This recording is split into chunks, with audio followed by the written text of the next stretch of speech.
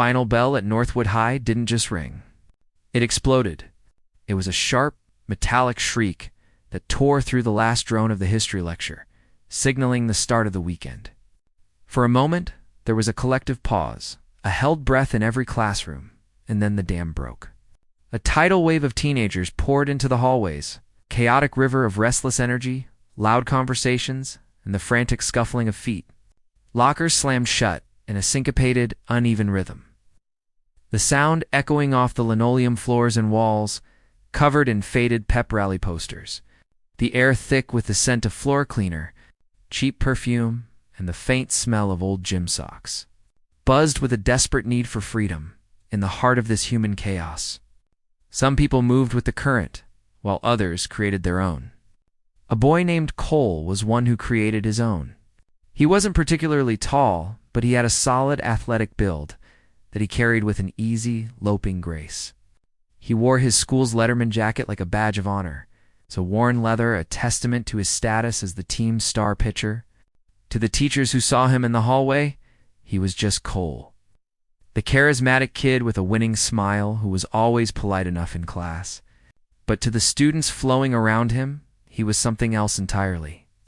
There was an invisible force field of power that radiated from him. People moved, unconsciously or not, parting to let him and his two friends pass. His laughter, loud and sharp, seemed to cut through all other noise, demanding attention. He moved through the crowd not like a part of it, but like a shark patrolling its territory, his eyes constantly scanning, searching. Cole's entertainment for the day wasn't hard to find. At the far edge of the hallway, near the exit doors, was a pocket of stillness in the roaring river. A girl stood by the water fountain, seemingly waiting for the initial surge to die down.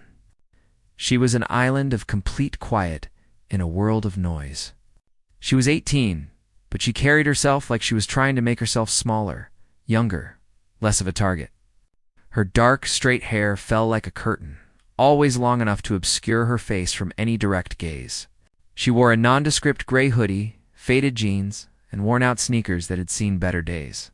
In her arms she clutched a large, worn sketchbook and a stack of textbooks, held so tightly against her chest that it was a wonder she could breathe. This was Lyra. No one at Northwood High could honestly say they had ever heard her speak. Not a single word. In her 4 years there, she had perfected the art of being invisible. She answered questions from teachers by writing on a small notepad she kept on her desk. She communicated in group projects with nods and shakes of her head. She ate lunch alone, tucked away in a corner of the library, her focus always on the open book in front of her. Her silence had become a legend, a blank canvas onto which everyone else painted their own stories. Some said she was stuck up, too good to talk to anyone. Others whispered that something terrible had happened to her, something that had stolen her voice. Most, however, simply found her weird. A social anomaly they didn't have the time or energy to understand. To them, she was just the quiet girl, a piece of background scenery in the messy drama of high school. Cole saw her, and a slow, lazy grin spread across his face. He nudged his friend with his elbow and jerked his chin in her direction. His friend, a lanky boy named Kevin, followed his gaze and snickered. Lyra was the perfect target. She was predictable. She wouldn't fight back. She wouldn't scream. She wouldn't even run. She would just stand there and take it, her eyes fixed on the floor, making the whole ordeal almost disappointingly easy. It was a low-risk, high-reward situation for Cole. He got to flex his social muscles, entertain his small audience, and feel the rush of control, all without any real pushback. He began to walk toward her, his pace deliberate and unhurried. The crowd seemed to sense the shift in atmosphere. The laughter around him quieted. The flow of students began to thin out as those leaving for the day or heading to. After-school activities instinctively gave the area a wide berth. They knew the script. They had all seen it play out before. As Cole got closer, Lyra seemed to sense it too. A subtle tension entered her shoulders. She didn't look up. Not yet.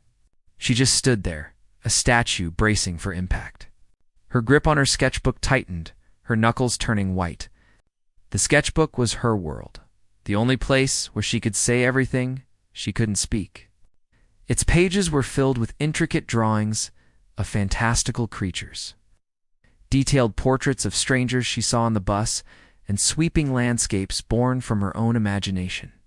It was her voice, her defense, and her most private sanctuary.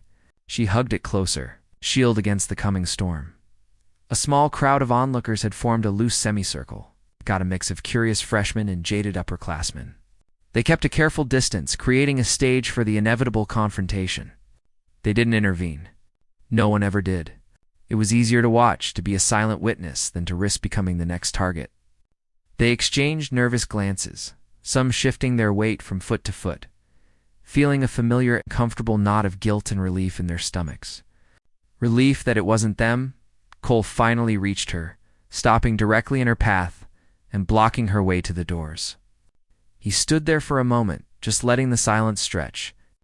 The only sounds were the distant shouts from the gym and the hum of the fluorescent lights overhead. Lyra kept her head bowed, her focus on a scuff mark on his white sneaker. She could feel his eyes on her, a physical weight. Going somewhere? Ghost? Cole's voice was casual, almost friendly, but the volume was turned up just enough for everyone to hear. A few people in the crowd let out short, sharp laughs, the kind that are more about releasing tension than actual humor. Lyra didn't move. She didn't flinch. She didn't breathe. She just remained a statue of silence, her face hidden behind a veil of dark hair. Her entire being was focused on being small, on being nothing, on hoping that if she was still enough, he might just get bored and move on. But she knew he wouldn't. The whole school knew he wouldn't. The silence of the hallway was no longer just an absence of noise. It was a heavy, suffocating blanket, and everyone was trapped underneath it, waiting to see what would happen next. The silence that followed Cole's question was a living thing. It settled in the space between him and the girl, thick and heavy, pressing in on everyone who was watching. The casual laughter from the small crowd had died out completely. The few students still passing through the hall slowed their steps, their conversations trailing off as they were drawn into the tense scene. They all knew the unwritten rules of high school. You don't get involved. You don't make eye contact. You pretend you're somewhere else, and you keep walking. But today the pull was too strong. This was the main event, and the hallway was the arena. Cole stood there, enjoying the power he held. He could feel the collective gaze of the hallway on him, a silent affirmation of his status. He wasn't just a boy talking to a girl. He was the conductor of this orchestra of anxiety. The silence wasn't an awkward pause for him. It was a canvas, and he was about to make his first stroke. He leaned in slightly, a gesture of false intimacy that made the girl take an almost imperceptible step back. Her head remained bowed, her dark hair a perfect shield against the world. "Cat, got your tongue?" he said, a little louder this time. The classic, unoriginal taunt hung in the air, and a couple of his friends snickered obediently. It was a script they had all read 100 times. The girl, Lyra, remained a statue. She seemed to shrink a little more into her gray hoodie, her shoulders curling inward as if trying to fold in on herself. She clutched the sketchbook to her chest, like it was a life raft in a stormy sea. Her silence was a wall, and for Cole, a wall is just something you have to find a way over, under, or through. He was getting frustrated. Her lack of a reaction wasn't boring. It was a challenge. It felt like a personal insult. Here he was, offering her his attention, and she was refusing to play her part. He needed a reaction, any reaction, to feed the feeling of control he craved. His eyes darted around, looking for a new angle, a new tool to chip away at her fortress of quiet. That's when he saw it. A thin white wire, almost invisible against the dark fabric of her hoodie, snaked its way up to her left ear. An earbud, of course. She wasn't just present in body. She had created a complete escape route for her mind. She was somewhere else, listening to her own private world, while his world, the real world, was trying to get her attention. The idea of it, her deliberate removal from his performance, made a flash of anger tighten his jaw. A new, more cruel idea began to form in his mind, one that was more personal, more invasive. He looked at his friends, a silent signal passing between them. Kevin, the lanky one, widened his eyes slightly. a flicker of something like unease crossing his face before he quickly masked it with a blank expression. He didn't like it when Cole got like this, when the casual fun tipped over into something meaner. But he would never say anything. Saying something made you a target, so he just stood there, a silent accomplice. As Cole turned his full attention back to the girl, she started to move. It was a small, slow shift of her weight. A clear attempt to sidestep him and make a break for the exit doors just a few feet away. She was trying to end the scene on her own terms by simply disappearing. But Cole wasn't ready for it to be over. He moved with her, blocking her path again, this time with more purpose. He was no longer just taunting her. He was cornering her. "What are you even listening to in there, anyway?" he asked, his voice dropping to a conspiratorial whisper that was somehow more menacing than his previous taunts. "Sad songs to cry to? Some boring podcast about, I don't know, rocks?" He didn't wait for an answer he knew he wouldn't get. He reached out, his hand moving with a slow, deliberate speed that made the whole hallway seem to slow down with it. The motion was casual, almost a flick of the wrist, but its intent was sharp and precise. He hooked his finger around the small white plastic of the earbud and pulled it from her ear. For a split second, the world was filled with sound. Not the usual sounds of the hallway, but a pure, crystalline melody that seemed completely out of place. It was the sound of a piano, complex and beautiful, a cascade of notes that were both delicate and powerful. It was a fragment of a classical piece, a world of elegance and grace that had been living in her ear, her private sanctuary. Then, just as quickly as it appeared, it was gone. The thin white wire dangled from her ear, the sound silenced. The girl's reaction was instant and visceral. Her entire body flinched as if she had been struck. Her head jerked up, not to look at Cole, but to her own ear, as if to check if it was still there. Her hand flew to the side of her head, her fingers trembling slightly as they touched the empty space where the earbud had been. For the first time, her face was visible. Her eyes were wide, not with the defiance Cole wanted, but with a raw, naked panic that was almost painful to witness. It was the look of someone whose last line of defense had just been breached. She looked exposed, vulnerable. She looked like an animal that had just been cornered, with nowhere left to run. Cole grinned. This was the reaction he had been waiting for. Her panic was his victory. He held up the small white earbud between his thumb and forefinger like a trophy, presenting it to the small crowd. "Ah, look," he cooed, his voice dripping with mock sympathy. "I think I broke her favorite toy." A few nervous titters of laughter rippled through the onlookers, but it was a weak sound. The air had changed. The piano music, even for that brief moment, had changed something.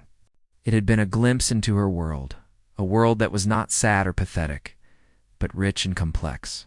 The casual cruelty of the act felt heavier now, more real. It was no longer just teasing. It was a violation. A girl standing nearby, a sophomore named Chloe, who barely knew Lyra, felt a knot tighten in her stomach. She looked down at her shoes, feeling a hot flush of shame for standing there and doing nothing. She could feel Kevin's eyes on her, a silent warning to keep her mouth shut. To stay in her place, Lyra didn't try to retrieve the earbud. She just stood there, her hands still pressed to her ear, her eyes now fixed on the floor, her breathing shallow and fast. The invasion was complete. He had breached her walls, unplugged her world, and held it up for public ridicule. She looked smaller than ever, a shadow of a girl standing in a hallway that suddenly felt too big and too loud. The silence that followed was different now. It wasn't a tense, waiting silence. It was a heavy, guilty one, filled with the unspoken thoughts of everyone watching. They had all witnessed it, and in their silence, they had all participated. Cole, however, was oblivious to the shift. He was basking in the moment, in the feeling of absolute power. He had the whole school's attention, and he had broken the unbreakable girl. He tossed the earbud from one hand to the other, a casual, careless gesture that made Lyra wince again. He was just getting started. He wasn't just going to humiliate her. He was going to dismantle her, piece by piece, right there in front of everyone. Her gaze was still locked on the floor, but now it was fixed on the worn sketchbook in her arms. He saw it. He saw the way she held it, the way her fingers protected its edges, and he knew what he was going to do next. The silence that followed the snatch of the earbud was different, tainted with a sour taste of wrongness that even the most casual observer could feel. The nervous laughter had died completely. The small crowd of onlookers stood frozen, a silent jury witnessing a crime in slow motion. Cole, however, was in his element. He felt the shift in the atmosphere not as a warning but as a triumph. He had poked and prodded and finally gotten a real reaction, a crack in her perfect wall of silence. The flash of pure panic in her eyes was the applause he craved. He felt 10 feet tall, invincible. He dangled the small white earbud by its cord, swinging it back and forth like a pendulum, marking the seconds of her suffering. His eyes, cold and gleaming with a cruel light, drifted down to the large book she hugged to her chest. He saw the way her fingers, white-knuckled, dug into its edges, protecting it as if it were a part of her own body. That was it.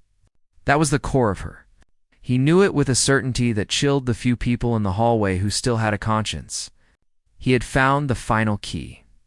Lyra's world had shrunk to the size of the dangling earbud. The piano music, her constant companion, her shield against the world's noise, was gone. The silence that rushed in to fill its place was a roaring, oppressive thing. It was filled with the sound of her own frantic heartbeat, the shallow, ragged pull of air into her lungs, and the weight of every single stair in that hallway. She could feel them all, their eyes like tiny needles pricking at her skin. She wanted to disappear, to sink through the floor, to become a part of the scuffed linoleum tiles. But she was trapped, and now she saw him looking at her sketchbook. A new wave of cold dread washed over her, so intense it almost made her knees buckle. Not the book. Anything but the book. Cole took a step closer, his shadow falling over her.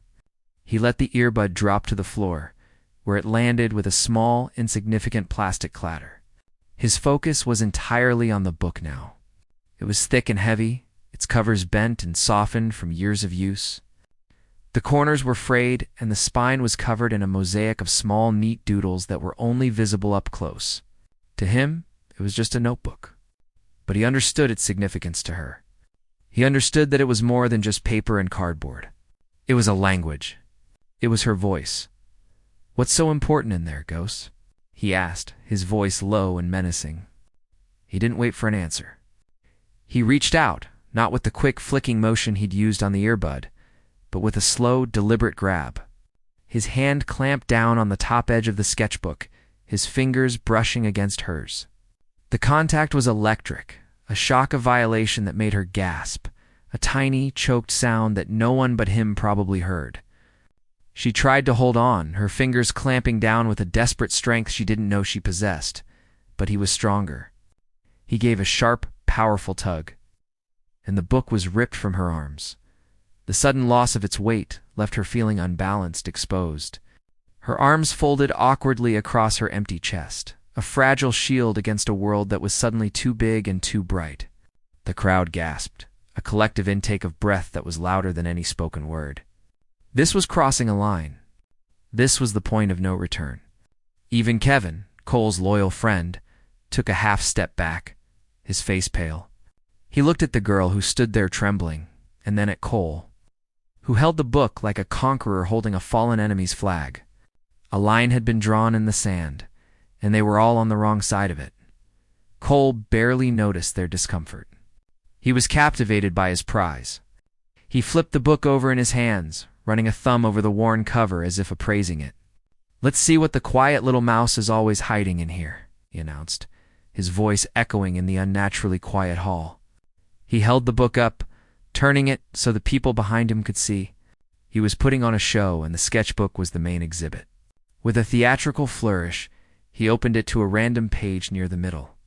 The book fell open, and the image that was revealed was so stunning, so full of life, that it momentarily silenced everyone, including Cole. It was a drawing of a bird, but not just a simple sketch. It was a masterpiece of graphite and charcoal. The bird, a falcon, was captured in mid-dive, its wings swept back, its talons extended. Every single feather was rendered in exquisite detail. the texture so real you could almost feel the soft down and the sharp, stiff quills. Its eye was a pinpoint of intense focus, a glossy black bead that seemed to stare right back at them. The background was a swirl of motion, a blur of sky and cloud that conveyed a sense of incredible speed. It wasn't just a drawing. It was a moment frozen in time, a story told in pencil and paper. It was full of power, freedom, and a fierce, untamed spirit. For a long second, the only sound was the hum of the lights overhead. The drawing was a glimpse into a world none of them knew existed, a world of breathtaking beauty hidden within the silent girl. The girl they had all labeled as weird, as empty, was clearly overflowing with a talent and a depth that none of them could ever have imagined. A freshman in the crowd, a boy who doodled monsters in the margins of his own math homework, stared in awe. He had never seen anything like it. It made his own scribbles look like child's play. He saw for the first time that Lyra wasn't an empty vessel. She was a well, but the moment of awe was shattered by Cole. The beauty of the drawing, or the raw talent it represented, was not something he could understand or appreciate. To him, it wasn't art. It was just another one of her walls. It was something she was good at, something he wasn't. And that, more than anything, sparked his resentment. The drawing's intensity, its silent cry of freedom, felt like a direct challenge to the control he held in this hallway. He looked from the drawing to the girl, who was staring at the open book with an expression of pure horror. Her face, usually so blank, was now a canvas of pain. The drawing was her soul laid bare, and he was about to crush it. "Lame," he said, his voice flat and dismissive, dripping with a contempt he didn't truly feel but needed to project. He wanted to rob the drawing of its power. He wanted to make it as small and insignificant as he was trying to make her, and then he did the unthinkable. Holding the book open to that beautiful page, he placed his thumbs on the drawing itself, and with a single brutal motion, ripped the sheet from the book. The sound was a sickening, tearing crunch, a violent act against something gentle. It was the sound of a voice being silenced. Lyra let out a sharp, audible gasp, a small, wounded sound of pure agony. It was the first sound anyone had ever heard her make. It was the sound of her heart breaking. Cole didn't even look at the drawing again. He crumpled the pristine, beautiful piece of paper in his fist, his knuckles white as he squeezed the life out of it. He turned his hand over and opened his fingers, letting the ruined ball of artwork fall to the floor at her feet. It landed with a soft, pathetic thud, a piece of trash at the bottom of a high school hallway. The act was so deliberately destructive, so utterly hateful, that it created a vacuum in the air. The entire crowd was frozen in a state of shock. This wasn't bullying anymore. This was vandalism. This was a destruction of something sacred. Cole stood over her, a smirk on his face, waiting for her to finally break, to cry, to scream, to do something. But Lyra didn't do any of those things. Her eyes were fixed on the crumpled ball at her feet. She didn't cry. She didn't scream. She just... All the panic, all the fear, all the tension drained out of her body, replaced by a chilling, profound stillness. She was like a doll whose strings had been cut. The silence that fell over the hallway was absolute. It was the quiet before a storm, silence so deep and heavy that it felt like the whole world was holding its breath, waiting. Then he leaned in one last time, his voice a final, venomous whisper. "What's the matter?" he asked. "Got nothing to say?" The air in the hallway was thick enough to drown in. It was a dense, suffocating silence that had settled after the final destructive act. The crumpled ball of paper, a once beautiful drawing of a falcon, lay at Lyra's feet like a fallen bird. It was a monument to cruelty, a testament to the power one person could wield over another. The crowd stood frozen, a gallery of horrified statues, their eyes wide with a mixture of shock and dawning guilt. They had all watched it happen. They had all let it happen. The weight of their collective inaction pressed down on them, making it hard to breathe. Cole leaned in, his face inches from hers, his voice a low, venomous whisper. "What's the matter?" "Got nothing to say." He was savoring his victory, the final, crushing blow. He expected tears. He expected a whimper. He expected something to validate his power, to feed the hunger that had driven him to this point. He was waiting for the proof that he had broken her completely, and for a moment he thought he had it. Lyra just stood there, her body slack, her gaze fixed on the ruined drawing on the floor. She looked hollowed out, a fragile shell emptied of everything she was. The panic from before was gone, replaced by a terrifying emptiness. The entire hallway held its breath, every eye locked on the scene, waiting for her to shatter into a million pieces. But she didn't. Something shifted inside her. It wasn't a slow change. It was a snap, like a taut wire finally giving way. In the space of a single heartbeat, the emptiness in her eyes vanished. It was replaced by something no one had ever seen there before. It wasn't fear. It wasn't sadness. It was a chilling, profound stillness. A clarity so sharp and cold it was almost inhuman. She slowly, deliberately lifted her head. For the first time in 4 years, she looked directly at Cole. She met his gaze, and in that moment, the entire power dynamic of the hallway shifted on its axis. He saw no victim in her eyes. He saw no fear. He saw a judgment. The smirk on Cole's face faltered. He took a half-step back, a flicker of uncertainty crossing his features. He was a predator, and his prey had just turned around and looked him in the eye without a trace of fear. He felt a cold trickle of unease run down his spine, a feeling he wasn't used to. This was not part of the script. And then she did the one thing that no one, not even the most imaginative storyteller in that school, could have possibly predicted. She opened her mouth, the crowd anticipating a sob, a scream, or maybe even a torrent of long-suppressed words, braced themselves. Cole watched her, his brow furrowed in confusion, his confidence wavering. But what came out was not a human sound. It was not a cry of pain or a shout of rage. It was a note. It was a sound so pure and powerful, it seemed to come not from the small, silent girl standing before them, but from the very walls of the school itself. It was an operatic soprano note, a soaring, possibly beautiful melody that sliced through the thick, ugly silence of the hallway. It was lush with a sorrow so deep it felt ancient, and laced with a defiance so strong it was like a physical force. The sound was alien and yet utterly familiar, a piece of music that seemed to belong in a grand concert hall, under velvet lights and a crystal chandelier, not on the scratched linoleum of a high school corridor. It was complex and layered, a cascade of notes that rose and fell with an emotional depth that was staggering. It wasn't just a sound, it was a story. It was the story of every unshed tear, every unspoken word, every lonely moment she had ever endured. It was a lament for the crumpled bird at her feet, a battle cry for the soul that had created it. The effect on the hallway was instantaneous and absolute. Everyone froze. Not a single person moved. Not a single person breathed. It was as if the sound had reached into each of them and pressed a pause button on their very existence. Cole was frozen mid-gesture, his hand still raised slightly, his face a mask of pure, unadulterated shock. His mouth was slightly agape, his eyes wide with disbelief. The cruel smirk was gone, wiped away by a wave of utter bewilderment. He looked at Lyra as if seeing her for the first time, as if she were an impossible creature that had just appeared out of thin air. He looked small, pathetic, his petty cruelty rendered meaningless by the sheer breathtaking power of her voice. His friends were paralyzed, their faces slack with awe. Kevin, who had been so uncomfortable just moments before, now stared with his mouth hanging open, the awkwardness forgotten, placed by a sense of witnessing something miraculous. The sound traveled.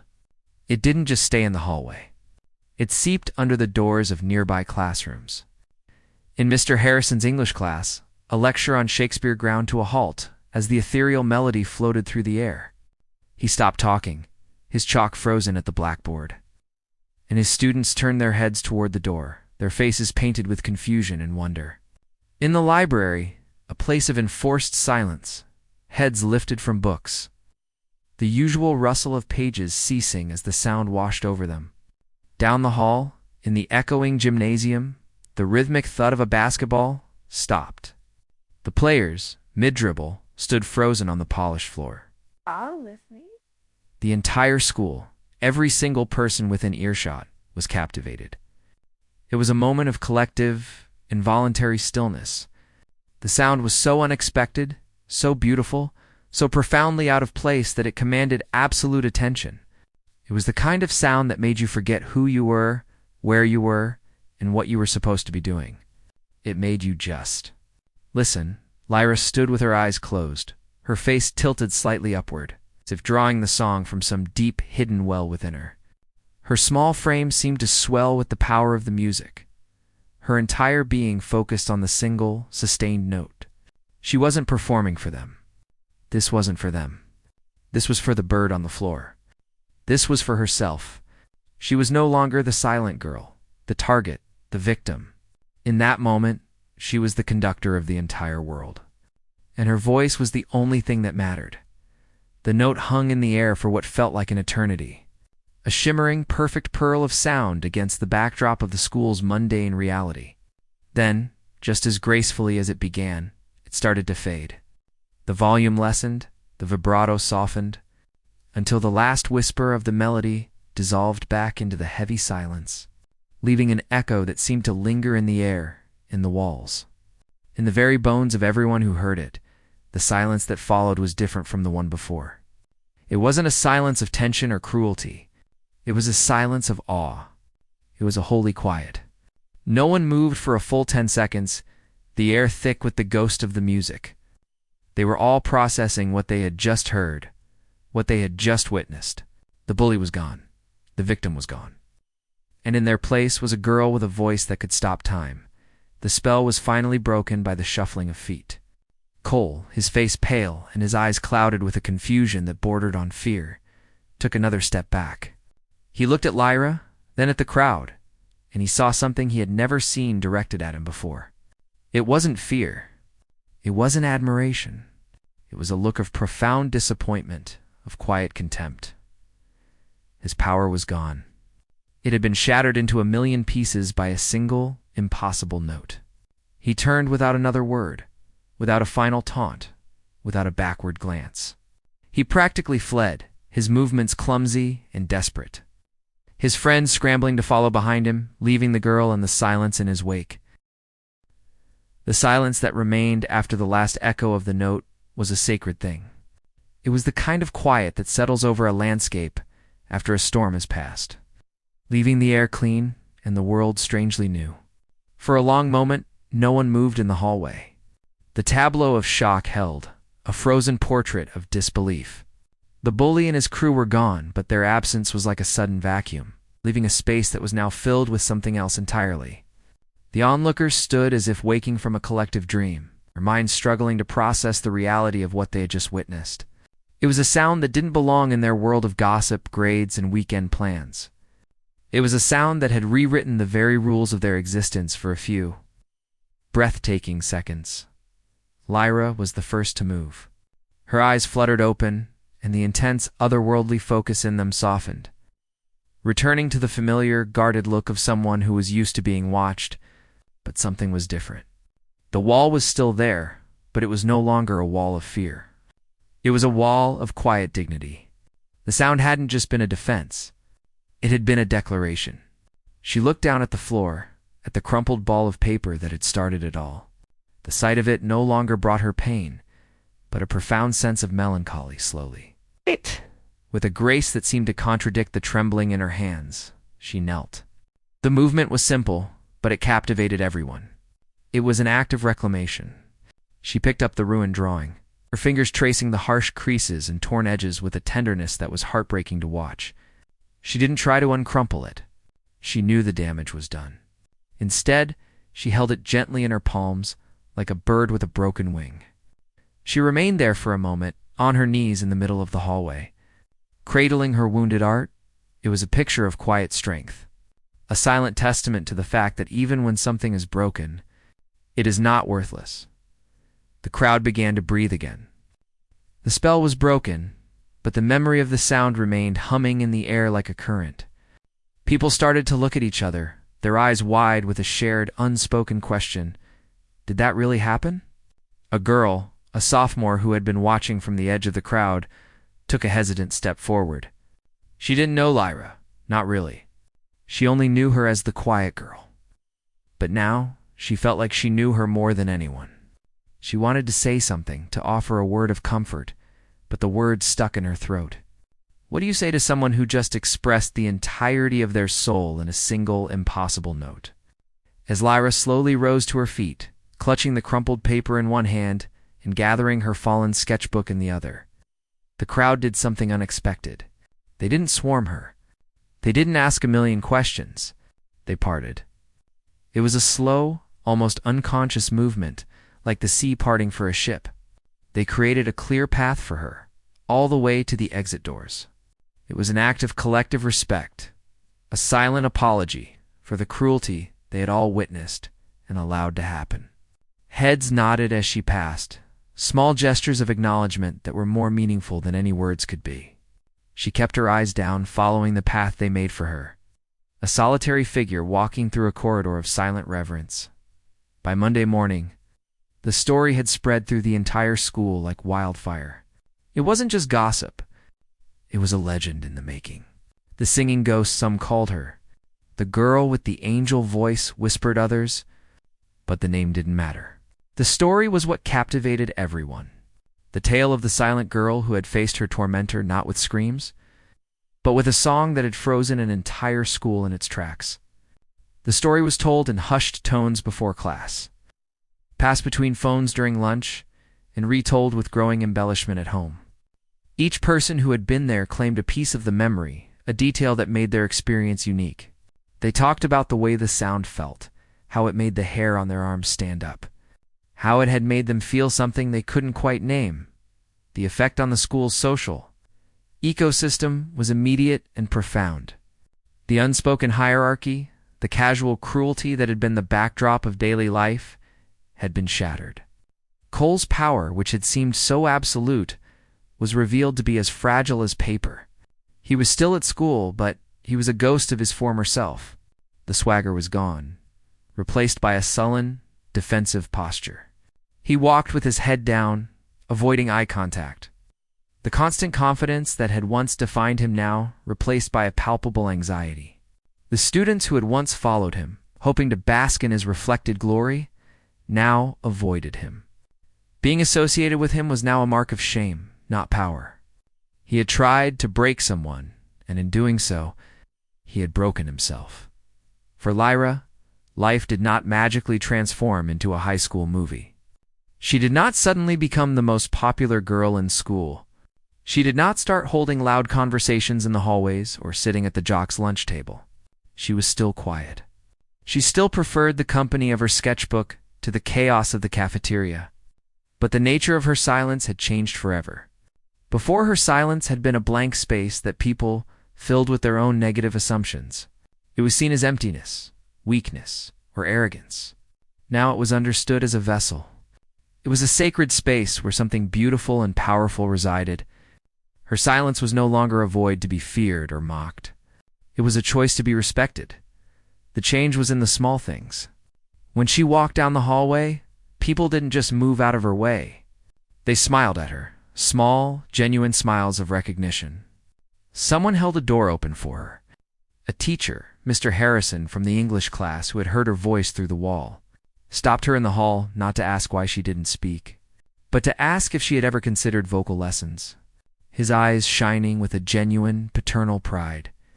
The music teacher, a passionate woman who lived for the school's modest arts program, practically hunted her down, her face alight with excitement.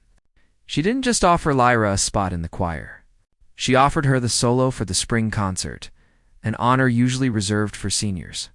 Lyra, to everyone's surprise, didn't write a refusal on her notepad. She simply looked at the teacher, a long, considering look, and gave a small, slow nod. The teacher wept with joy right there in the hallway.